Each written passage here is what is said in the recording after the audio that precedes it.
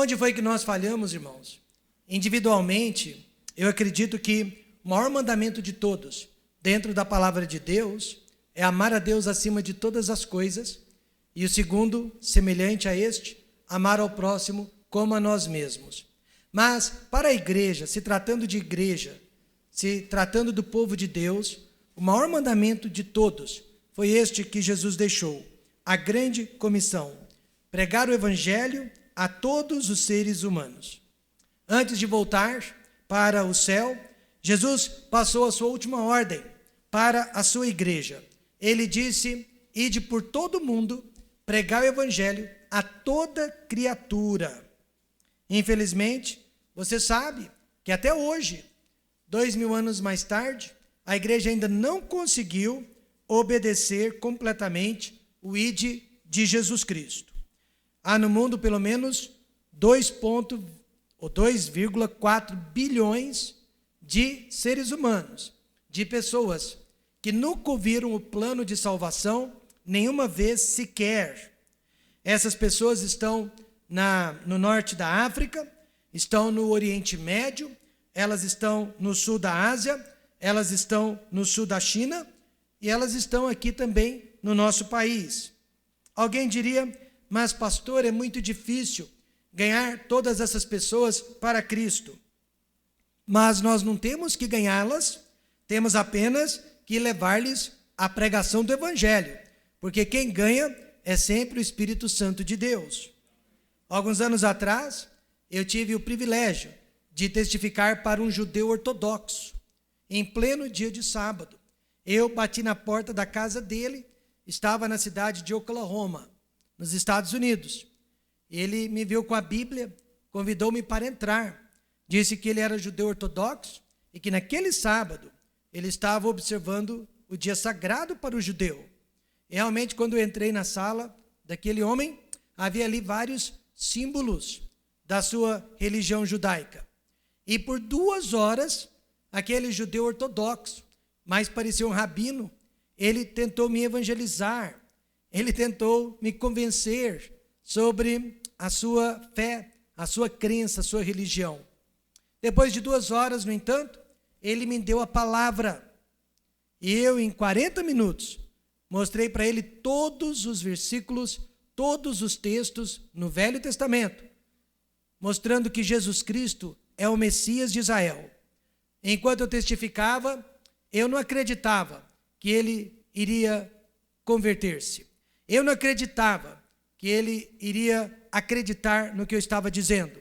Mas eu preguei mesmo assim, porque a minha função é pregar. Amém, irmãos? Mas durante a minha pregação, eu vi lágrimas saindo dos olhos daquele judeu ortodoxo. E na hora que eu fiz o apelo, perguntei se ele queria receber Jesus como Messias. Ele disse: ninguém nunca me mostrou o que você me mostrou.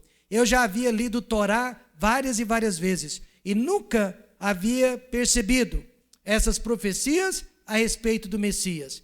E ali, na sua sala de estar, por volta do meio-dia, ele se ajoelhou e recebeu Jesus Cristo como seu Messias. No dia seguinte, ele pediu para ser batizado. E eu tive o privilégio de batizá-lo na igreja onde nós estávamos. Foi um milagre, amém, irmãos? Mas milagres são especialidades de Deus. E a nossa especialidade como igreja deveria ser a de obedecer a palavra de Deus.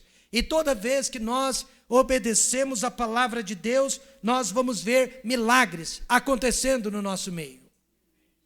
No mundo, veja a situação do mundo. 33% são considerados cristãos. 20% são considerados muçulmanos. 13% são hindus.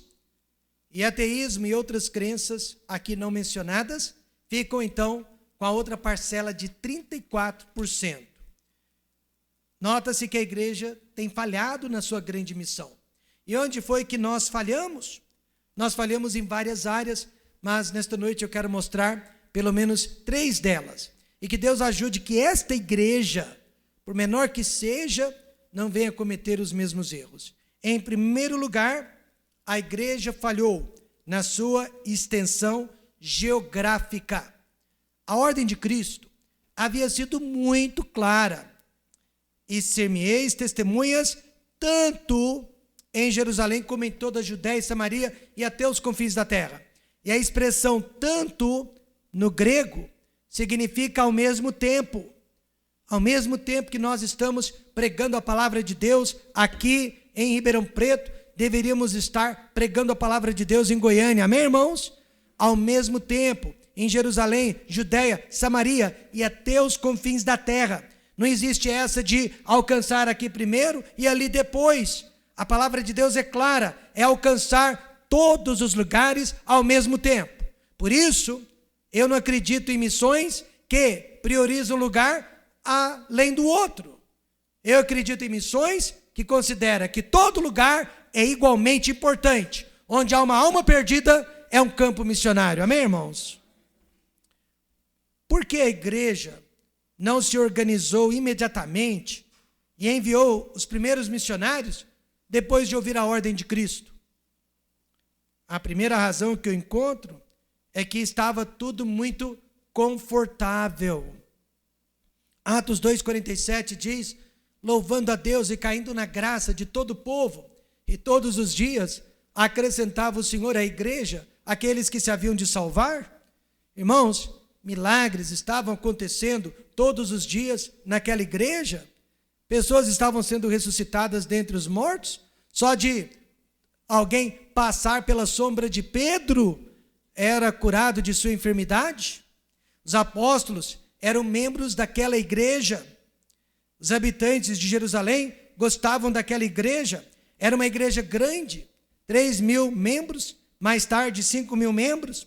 Os pobres eram ajudados e as pobres viúvas recebiam ajuda especial também. Veja então que todo o recurso humano e material estava sendo usado em prol da igreja de Jerusalém. Portanto, ninguém queria sair daquele lugar. Era confortável demais. Quando o missionário William Carey decidiu iniciar o movimento de missões moderno, ele encontrou 2 grandes obstáculos. E o primeiro deles é que as igrejas do seu país não acreditavam em missões estrangeiras, não acreditavam que o evangelho deveria ser levado aos pagãos, e nós éramos os pagãos daquela época, e que nós não merecíamos ouvir sobre o evangelho de Jesus Cristo. E para piorar, muitos homens não queriam deixar seu país de origem e se aventurar em outro lugar, onde não haveria proteção e nem segurança. Então o próprio William Carey decidiu deixar o seu país, a sua pátria, e se tornar um missionário em lugar distante, em lugar desconhecido. Nenhuma igreja quis ajudá-lo, nenhuma igreja quis apoiá-lo, mas um pequeno número de irmãos decidiu cuidar das necessidades dele. E no dia que ele partiu, ele olhou para aqueles homens e disse: eu vou descer, mas por favor, fiquem aqui segurando as cordas por mim. Sem dúvida, o conforto, a segurança nos faz ficar assim como a igreja de Jerusalém. Mas Jesus havia sido claro: ide por todo o mundo. Não apenas fiquem em Jerusalém, mas de Jerusalém eu quero que vocês partam para o mundo inteiro. Agora, o que Deus fez para que aquela igreja obedecesse?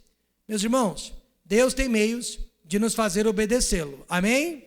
Nós podemos ser rebeldes até certo ponto, mas há um momento que Deus nos faz obedecer. Deus enviou, ou Deus permitiu, uma grande perseguição contra aquela igreja.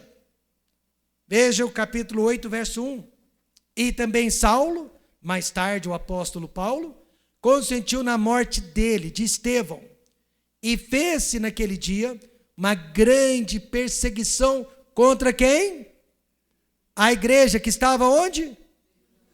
E todos foram, diga alguém, dispersos pelas terras da Judéia e de Samaria, exceto os apóstolos. Em outras palavras, vocês não quiseram me obedecer através do amor, vocês vão me obedecer através da dor. Eu havia dito Judeia, eu havia dito Samaria, eu havia dito confins da terra. Vocês não foram de livre e espontânea vontade. Vocês irão agora. E observe que os primeiros implantadores de igrejas não foram os apóstolos, foram os membros da igreja, leigos, pessoas como você. Os apóstolos ficaram em Jerusalém com uma igreja vazia, bem feito, azar deles, não lideraram a igreja corretamente, não levaram a igreja a obedecer à grande comissão de Cristo, pagaram o preço, ficaram sozinhos na cidade, e a igreja foi espalhada por todos os lugares onde Jesus Cristo queria que a sua palavra chegasse. Muitas pessoas dizem que missões depende do pastor da igreja. Eu discordo. Eu já descobri em 22 anos de ministério, missões depende muito mais do povo da igreja do que do pastor da igreja, porque se o povo não tem um coração missionário, nada, nem o pastor pode levar a igreja a ser missionária. Esta grande comissão depende dos irmãos. E com a perseguição, o evangelho saiu de Jerusalém e ele finalmente foi para a Judeia, Samaria, como Jesus havia ordenado. Às vezes, Deus permite perseguição, tribulação, provação em nossas vidas para que possamos fazer a vontade dele. O Dr. Rafael McCoy, avô de minha esposa, foi missionário no México por 55 anos. Mas antes disso, ele havia escondido o chamado de Deus. Por 7 anos, ele escondeu que Deus o havia chamado para ser um missionário. Ele era um próspero fazendeiro, criava gado. Ele também era dono de uma empresa de pneus. Ele era um homem bem-sucedido. E ele não queria deixar o seu trabalho, o seu negócio, para se tornar um missionário entre os índios. Mas Deus permitiu uma doença, uma pneumonia quase que fatal, na vida de seu primogênito, de seu filhinho de 3 anos de idade. E quando o médico disse, não há esperança para esta criança, o Rafael McCoy saiu do hospital chorando. E ele disse para Deus, Senhor, se o Senhor salvar a vida do meu filho, eu vendo tudo que tenho e eu vou te servir como missionário em terras distantes. O primeiro homem que entrou na loja dele foi o comprador. Comprou a loja, comprou a fazenda, ele reuniu todo aquele dinheiro, pegou a sua família e foi ser missionário na Costa Rica, mais tarde no México. Hoje, 3 gerações de missionários na família do senhor Rafael McCoy. Amém, irmãos? 3 gerações e talvez 4 gerações em breve. Mas tudo isso começou quando ele aceitou o chamado de Deus para a vida dele. E aquele filho de 3 aninhos, que era para morrer de pneumonia, foi curado e depois se tornou missionário entre os índios nas montanhas do México. Morreu alguns anos atrás, com mais de 70 anos de idade, e morreu trabalhando para Deus no campo missionário. Não morreu com 3 anos, amém, irmãos? Mas morreu de velho. A igreja falhou geograficamente. Ela devia ter ido, mas preferiu ficar. Esta foi a primeira falha da igreja. Em segundo lugar, a igreja falhou na sua extensão cultural. Atos 11, versos 2 e 3 diz, e subindo Pedro a Jerusalém, disputavam com ele ou discutiam com ele os que eram da circuncisão. Circuncisão aqui significa judaísmo, dizendo, entraste em casa de homens incircuncisos, gentios, e comeste com eles? Esses homens estavam repreendendo a Pedro, porque Pedro tinha acabado de evangelizar Cornélio, um gentil, tinha acabado de ganhá-lo para Cristo. E aqueles homens diziam, não pode ser. Na cabeça deles, o evangelho era só para os israelitas, só para os judeus. Eles não haviam compreendido a ordem de Jesus, ide por todo o mundo e pregai o evangelho a toda criatura. próprio Pedro, às vezes, tinha dúvidas sobre isso. Certa vez ele estava almoçando, lanchando com os gentios. E de repente entraram judeus no recinto. E Pedro começou a dissimular e se afastar de fininho dos gentios, porque ele não queria dar a impressão para os judeus que ele estava comendo com os gentios. E o apóstolo Paulo percebeu aquela dissimulação e ali, naquele instante, na presença de todos, repreendeu o apóstolo Pedro. Irmãos, a igreja não pode olhar para a nacionalidade. A igreja não pode olhar para a raça. A igreja só pode olhar para a alma das pessoas. 570 anos mais tarde, depois da ressurreição de Cristo, nasceu na cidade de Meca, Arábia Saudita, um homem gentil chamado Cutã. E Cutã sempre ouviu falar do judaísmo e do cristianismo, mas ele não tinha entendimento sobre essas duas religiões. Ele ouviu muitas coisas picadas a respeito dessas duas grandes religiões. Ele chegou a pensar que a Trindade, a Santa Trindade, era composta de Jeová, de Míriam, a irmã de Moisés, que ele também pensava ser a mãe de Jesus, e o próprio Jesus. Sem saber muito sobre essas duas grandes religiões, ele resolveu ajuntá-las e criar uma nova religião. E foi assim que nasceu o islamismo. Ele disse que Abraão, Moisés e Jesus eram profetas de uma mesma categoria, mas que ele era o último dos profetas e o mais importante dos profetas de Alá. Então, esta religião nasceu 622 anos depois da ressurreição de Cristo. Por quê?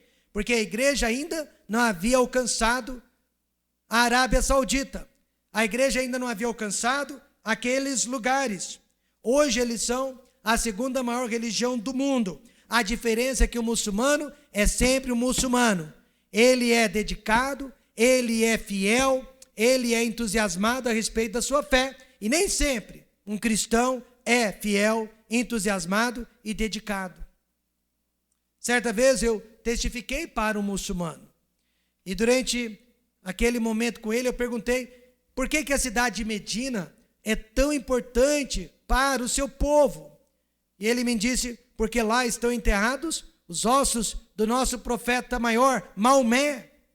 Então eu perguntei para ele, você sabe por que Jerusalém é tão importante para os cristãos? Ele disse, não, por quê?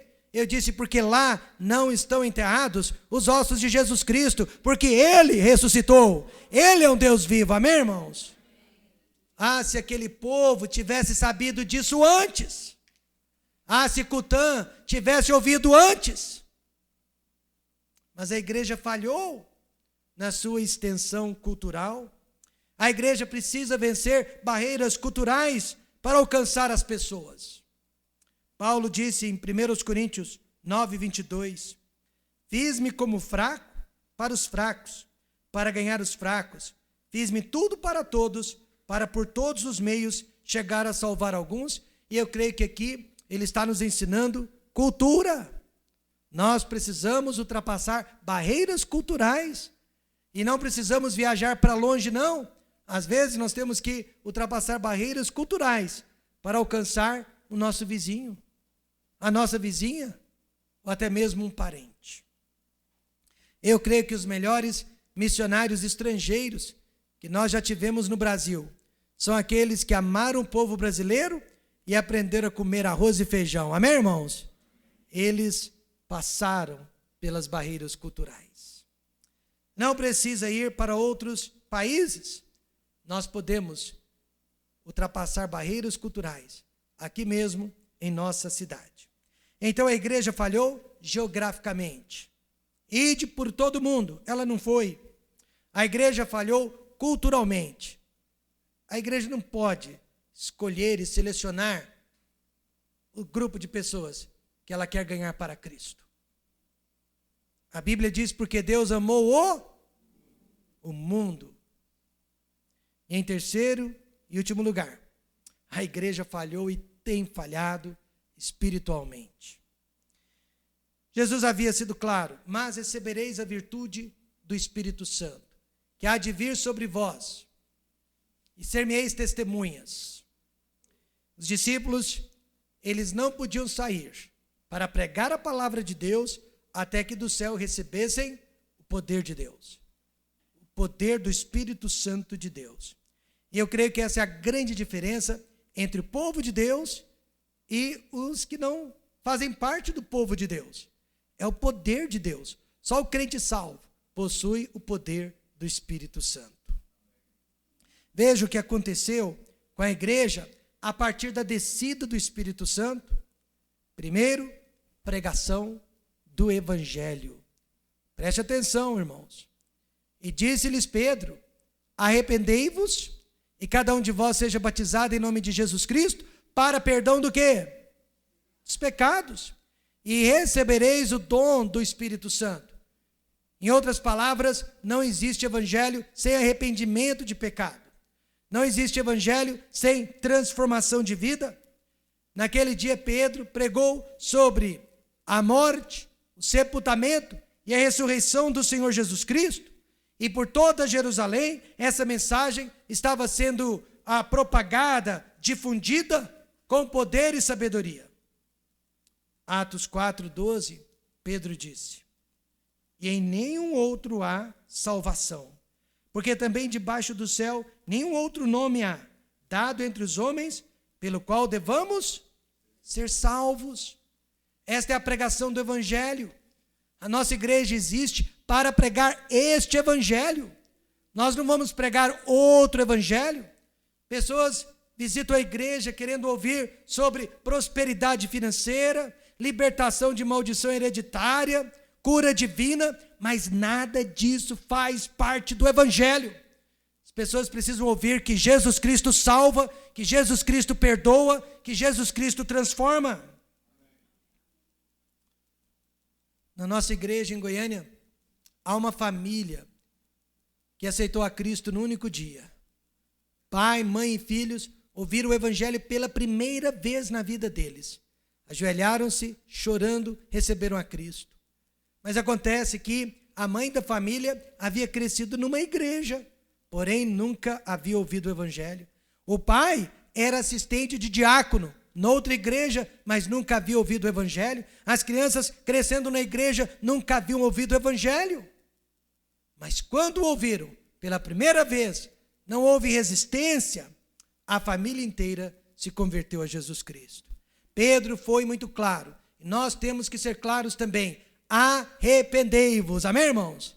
Mudança de vida, mudança de direção, mudança de hábitos, mudança de atitude. E cada um de vós seja batizado em nome de Jesus Cristo para perdão dos pecados. Veja o que acontece quando a igreja prega o verdadeiro Evangelho. Conversão de pecadores. Atos 2:37, lemos: e ouvindo eles isto o quê? O Evangelho. Compungiram-se em seu coração. E este verbo compungir, no grego, significa eles sentiram uma picada dentro do coração.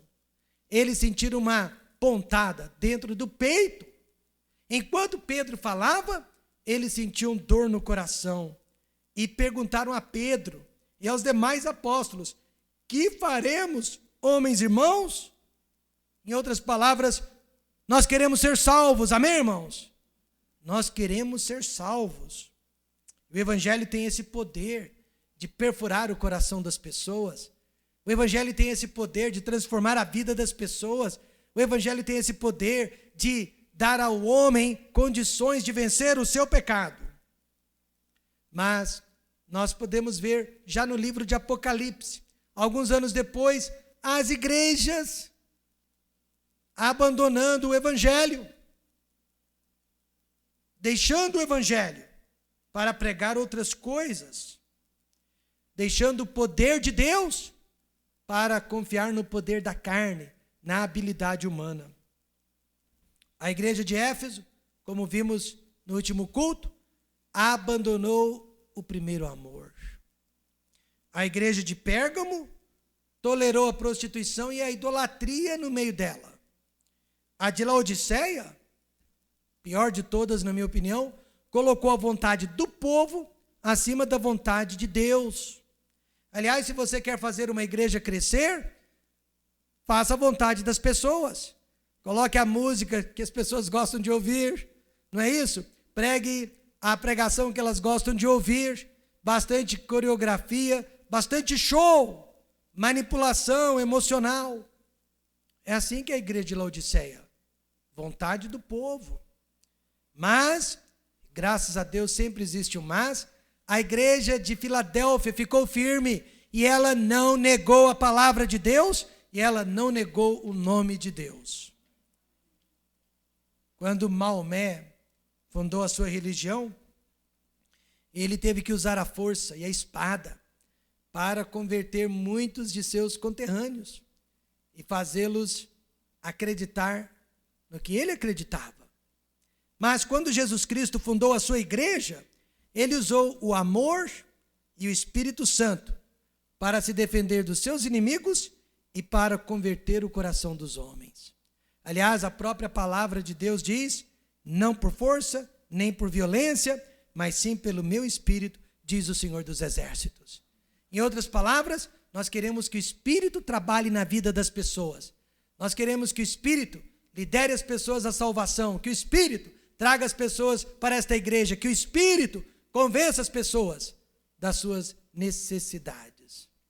Nós nos contentamos em apenas sermos vasos usados nas mãos de Deus.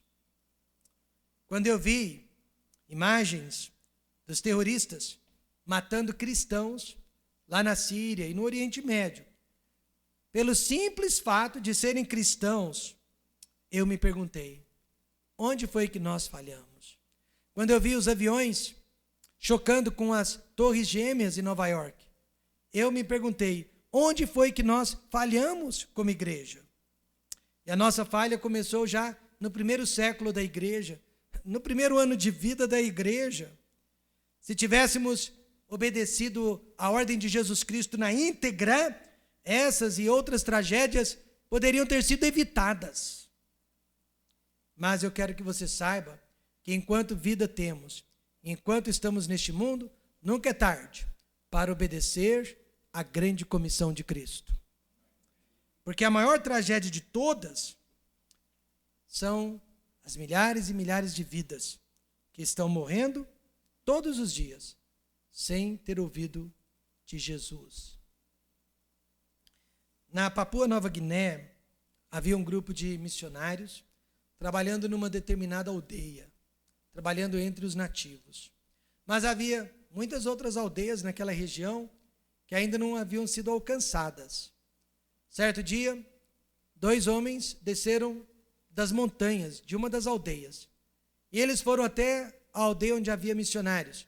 Encontraram ali os missionários, trabalhando, traduzindo a Bíblia, jovens estudantes que estavam passando as férias naquela aldeia com os missionários.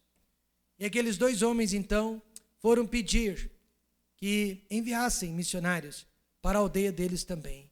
Pois eles queriam ouvir a palavra de Deus, eles queriam conhecer esse Deus que havia criado os céus e a terra. Eles queriam conhecer o Filho deste Deus. Mas os missionários disseram, nós não temos no momento ninguém disponível para ir até a aldeia de vocês. Mas vamos ligar para o nosso país, para o escritório da nossa missão, vamos ver se há alguém disponível.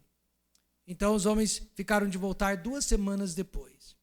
2 semanas depois, aqueles 2 homens que foram pedir por ajuda, desceram novamente as montanhas, o nome de um era Batum e o nome do outro era o Adu. E o Batum e o Adu foram perguntar se eles conseguiram missionários para a aldeia deles. Mas os missionários daquela aldeia local disseram, infelizmente não. Não há ninguém disponível para levar a palavra de Deus até o seu povo, até a sua aldeia. Naquele instante, o Batum, ele tirou de uma bolsa feita de couro, de animais, vários gravetos. E havia um fogo ali na frente deles, e ele começou a jogar graveto por graveto no fogo. na presença dos missionários.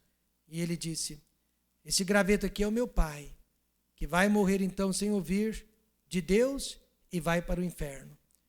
Esse graveto aqui é minha mãe, que vai morrer sem ouvir de Deus e vai para o inferno. E então ele pegou um graveto e disse: esse graveto aqui é o meu amigo Adu, que vai morrer sem Deus e vai para o inferno. E quando jogou o graveto, que simbolizava o Adu naquele instante, seminu, sem camisa, sem nada, mergulhou dentro do fogo, tirou o graveto que era ele, e chorando disse: eu não quero ir para o inferno. Naquela hora, todos os missionários choraram com ele. Aqueles jovens que estavam de férias choraram muito e prometeram que eles voltariam para casa, iriam estudar, iriam se preparar e que voltariam para ser missionários na aldeia de Batum e Uadu. Eles cumpriram a promessa. Alguns anos mais tarde, eles realmente voltaram. Foram para a aldeia de Uadu e Batum. Mas chegando lá, nenhum dos dois vivia mais. Eles e a geração deles já havia morrido.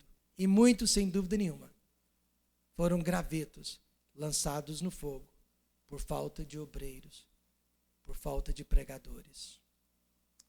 Onde foi que nós falhamos? Nesta noite, alguns estão falhando na sua promessa de fé para missões.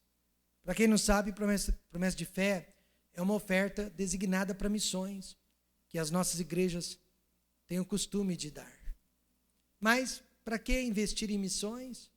Para que investir em missionários e mais implantação de igrejas? Muitas pessoas pensam assim. Uma senhora disse para mim certa vez: pastor, eu não gosto quando o senhor prega sobre missões e fala sobre dinheiro. Eu acho que nenhuma mensagem deveria falar sobre dinheiro. E naquele mesmo mês, ela havia gasto R$8.000 para fazer uma cirurgia plástica. Não, ela não gosta que falemos em dinheiro para missões.